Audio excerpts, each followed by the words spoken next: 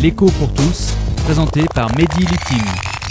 Madame, monsieur, bonjour. Cette semaine, on va tenter d'expliquer qu'une des raisons de la crise, c'est la persistance du trop petit nombre de constructions d'immeubles et de maisons dans le secteur du bâtiment et des travaux publics, et surtout qu'une des raisons du trop petit nombre de ces constructions, c'est la volonté de l'État de laisser ce secteur d'activité aux forces mêmes atones du marché.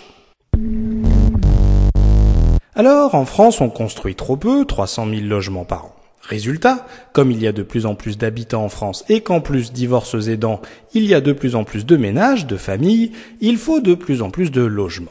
Et comme on construit trop peu et que la demande de logement est forte, les prix des logements ont très fortement augmenté ces 15 dernières années et ils ne baissent pas ou faiblement. En effet, le marché immobilier est très imparfait dans la mesure où il est difficile de produire suffisamment, même quand les besoins sont immenses. Alors c'est ballot, parce que l'immobilier, surtout en période de chômage de masse, est un grand pourvoyeur d'emplois en France et pourrait aider à la relance de l'activité économique, parce qu'un chômeur en moins, c'est un consommateur en plus qui va passer des commandes à des entreprises, qui vont à leur tour passer des commandes à d'autres entreprises, et embaucher des chômeurs qui vont à leur tour consommer, etc., etc.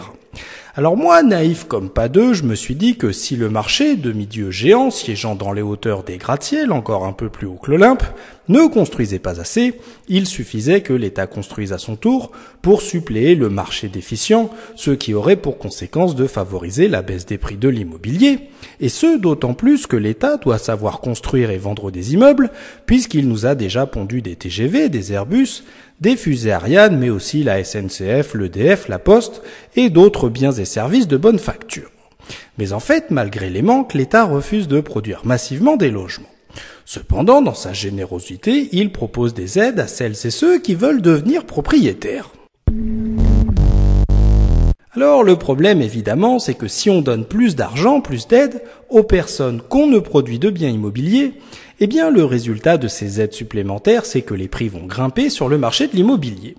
Ainsi, plus d'aides, mais prix plus élevés, avant les aides comme après, et contrairement à ce qu'ont connu beaucoup de Français du baby-boom dans leur jeunesse, de nombreux jeunes ménages appartenant aux classes populaires et aux classes moyennes, qui n'ont pas pu acheter avant que les prix n'explosent, ne pourront pas devenir propriétaires ou alors dans des conditions financières compliquées.